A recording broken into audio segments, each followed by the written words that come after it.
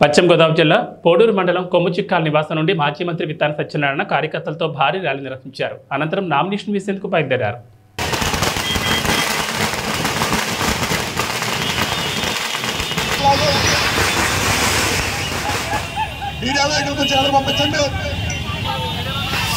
motor cycle నాగాలి